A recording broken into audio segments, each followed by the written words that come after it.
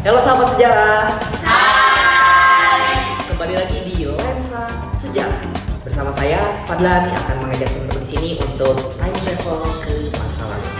Nah, teman-teman pada tahu gak sih bangsa kita, bangsa Indonesia sudah dijajah ratusan tahun kan sama Belanda.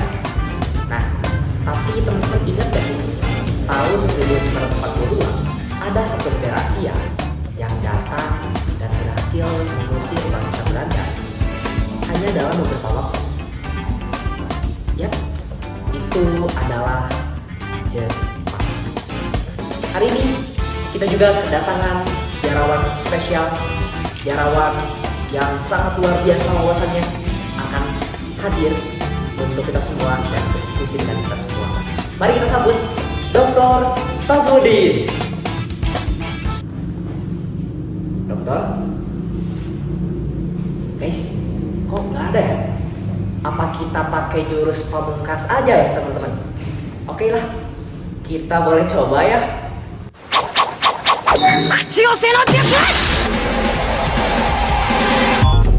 Kenapa saya di sini? Harus di sini dong. Kita kan bakal berbagi tentang bagaimana wawasan tentang sejarah. Dokter Tazudin. Oke, gimana? Dokter Tazudin, kabarnya? Alhamdulillah saya. Alhamdulillah teman-teman. Jadi sekarang kita juga sudah membersamai dengan Dokter Tazudin yang akan kita kupas tuntas wawasannya tentang sejarah dimulai dari bangsa Indonesia hingga ke Jepang. Oke, Dok, saya langsung menanya nih. Oh, langsung nanya aja ini. Langsung dong. Kan saya baru datang. Biar enak, mending langsung. Oke, Ya udah. siap. Nah, kan Jepang tuh sesama negara Asia ya. Ya. Dokter. Tapi kenapa sih Jepang tuh bisa sekuat dan seagresif itu? Modal awalnya tuh apa sih, Dok? Oke. Ini pertanyaannya langsung yang lumayan susah ya dan tricky. Tidak akan ada habisnya kita dalam membahas negara samurai ini kan. Betul. Tadi sebagaimana ditanyakan oleh Bang Fadlan, Betul. apa modal awalnya dari Jepang bisa seambisius ini ya dalam melakukan imperialisme padahal sesama negara Asia? Betul. Yang pertama, modal ini hadir akibat dan dampak dari kebijakan politik yang dinamakan oleh Sakoku itu. Dampak dari Sakoku itu lalu terjadilah yang namanya restorasi Meiji pada awal abad ke-19. Betul. Selanjutnya, dari restorasi Meiji ini menimbulkan visi dan misi dari negara Jepang untuk menguasai wilayah Asia. Apa modalnya? Modalnya yaitu dari dampak yang tadi dan juga adanya keinginan dalam menciptakan kesejahteraan di bidang industri. Di bidang industri itu ada 3. Yang pertama adalah pasokan bahan mentah. Yang kedua jalur distribusi dari bahan mentahnya itu. Dan yang ketiga adalah pasar, di mana dia akan menjual barang tersebut. Mungkin itu modalnya. Oke, berarti salah satu keinginan dan modal awal Jepang tuh salah satunya mungkin dari supply untuk ke industri itu ya. Ya, Oke. betul sekali. Nah, Jepang nih sebelum menyasar negara-negara Asia Tenggara, saya pengen tahu dong, Jepang tuh nyasar dulu ke negara mana nih sebelum ke Asia Tenggara tuh? Oke. Sebelum ke yang jauh pasti yang terdekat dulu ya. Seperti kita ketahui bahwa Jepang itu adalah negara kepulauan yang dikelilingi oleh lautan, di mana dalam letak geografisnya sebelah utara dia berbatasan dengan Cina atau dengan Tiongkok.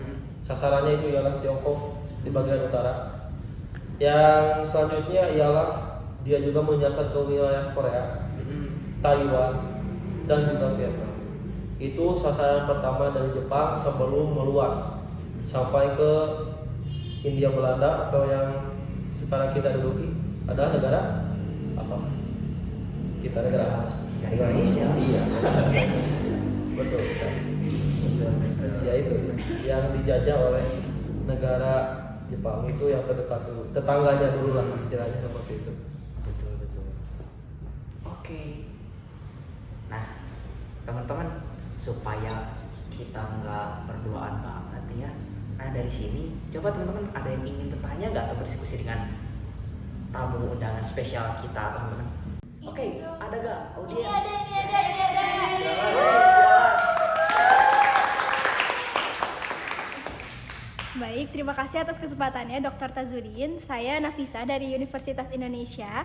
Saya izin bertanya, nah pada saat Perang Dunia itu mulai meletus di Eropa, nah saat itu kan Jepang tuh mulai bergerak menginvasi Asia Tenggara ya.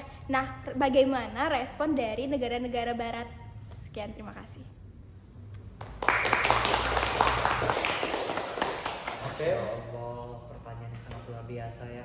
Apalagi ini dari mahasiswa UI Dr. Tazudin. Oke, boleh silakan Dr. Tazudin. Boleh 5 menit? Boleh. Tidak. Baik, untuk jawabannya, bagaimana respon dari negara Barat terkait dengan invasi besar-besaran dari Jepang? Tuh. Sebelumnya kita harus ketahui dulu bahwa di zaman itu yang menguasai atau yang dimaksud dengan negara Barat itu ada dua. Yang pertama dari Uni Soviet dan juga Sekutu. Sekutu ini bukan hanya dari negara Barat, justru kekuatan utamanya itu hadir di sebelah timurnya juga, sebelah timur Jepang, yaitu Amerika. Sekutu bekerja sama dengan Amerika terkait dengan invasi besar-besaran Jepang ini. Sekutu dan Amerika membuat sebuah organisasi berbasis politik yang disebut dengan Abdachom. Koreksi jika saya salah, yang justru itu malah berpusat tertingginya itu di Bandung. Fun fact-nya di Bandung itu fun fact-nya, untuk daerah yang menjadi pusat tertinggi dari militer itu yang dikuasai oleh Amerika dan Sekutu. Responnya ialah Amerika melakukan embargo. Bang Fadlan tahu nggak embargo apa? Kurang tahu sih sebetulnya. Oke. Sebelum kita ngobrol, embargo adalah strategi pemotongan kerjasama atau pemutusan dalam bidang ekonomi, sehingga Amerika mengurangi atau memutus ekspor minyak mentah, baja, besi dan lain-lain ke Jepang. Diputus oleh Amerika. Sementara Jepang itu sangat bergantung sekali ke Amerika. Benar. Pasokan 80% untuk kekuatan militernya, yaitu dari bahan bakar dan juga alutsista, besi, itu berasal dari Amerika. Sementara 80%-nya diputus oleh Amerika. Karena Amerika merespon karena luar biasanya itu invasi besar-besaran dari Jepang. Adanya embargo ini tentunya juga Jepang mereaksikan, melakukan reaksi. Ya. Embargo dilakukan, lalu reaksinya adalah Jepang bingung antara ingin maju terus menghajar Asia Tenggara, tapi dia juga pasti bakal tertahan oleh kapal dari Amerika, atau dia mundur. Tapi kalau mundur juga kan salah. Betul. Akhirnya taktik Jepang yang sangat luar biasa dan juga di luar dari prediksi Amerika dan Sekutu, Jepang mengirimkan kelompok bersenjatanya ke Pulau Hawaii. Di Pulau Hawaii itu Jepang melakukan pengeboman terhadap angkatan militer yang ada di Pulau Hawaii, sehingga total 2.000 penduduk sipil tewas, 200 kapal tenggelam, dan juga tragedi ini saking besarnya sampai sekarang dinamai dengan tragedi Pearl Harbor. Pasti pernah mendengar kan? Pasti. Ya. Itu dia reaksi dari Sekutu Barat dan juga Amerika terhadap Jepang ini. Lalu mengapa Uni Soviet bagaimana reaksinya ya? Karena tadi ada dua ya. Ya. Sebenarnya sebelum tragedi ini, pada Perang Dunia ke-1 pada tahun 1904 sampai 1905, Uni Soviet ternyata sudah takluk oleh Jepang.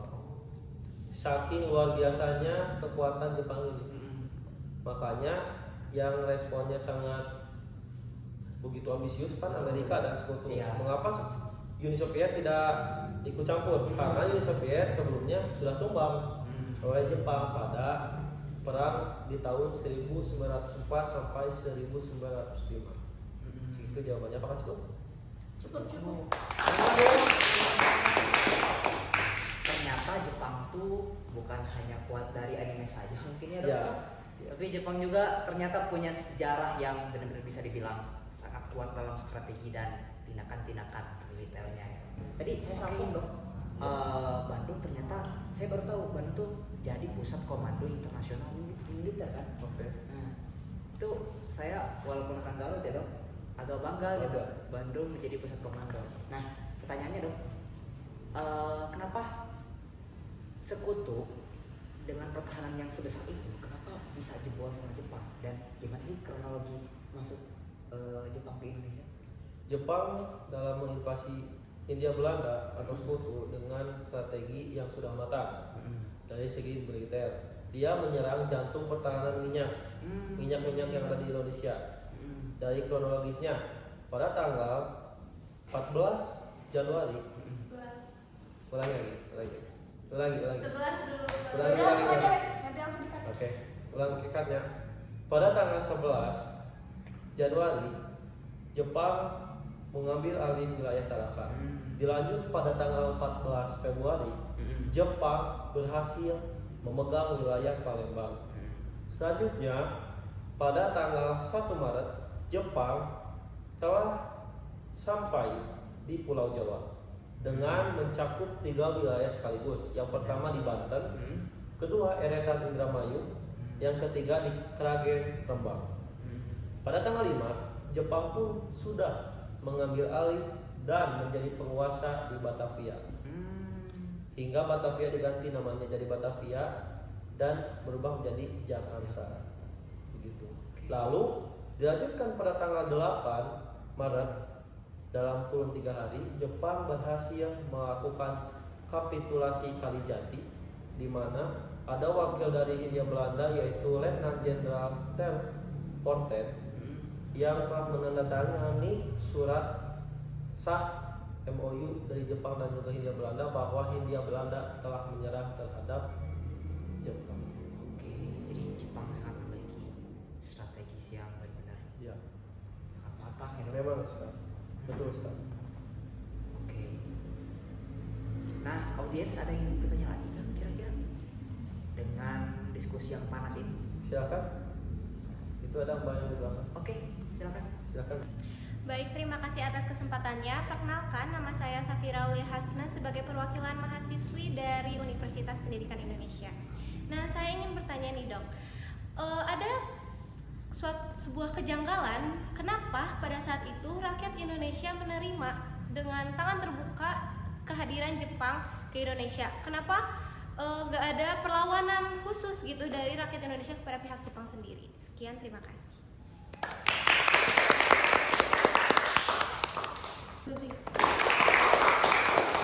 Luar biasa sekali audiens kita hari ini, teman-teman, apalagi tadi dari mahasiswa Universitas Pendidikan Indonesia, Dok. Oke, silakan, Dok. Mengapa ada kejanggalan di mana masyarakat Indonesia menerima invasi dari Jepang ini?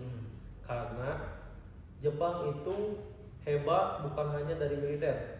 Strateginya itu mumpuni di militer dan juga sangat bagus dalam psikologis. Di mana kita ketahui bahwa masyarakat Indonesia pada dulu itu belum mendapatkan pendidikan atau kurang ya, pendidikan. Sehingga muncul ada kata istilah saudara tua. Saudara tua hadir dan dijadikan sebagai bahan atau modal dari Jepang untuk menarik perhatian dan juga simpati dari masyarakat. Saudara tua itu karena kan dia sama-sama dari Asia ya. Dan dia bilangnya itu ingin membebaskan Indonesia dari Hindia Belanda yang pada akhirnya walaupun sama Jepang juga menginvasi Indonesia. Mungkin segitu jawabannya. Cukup. Biasa sekali jawaban dari Dr. Tazudin ini. Mungkin tadi pertanyaan terakhir pada segmen lensa sejarah kali ini. Oke, teman-teman, sampai jumpa di bawah.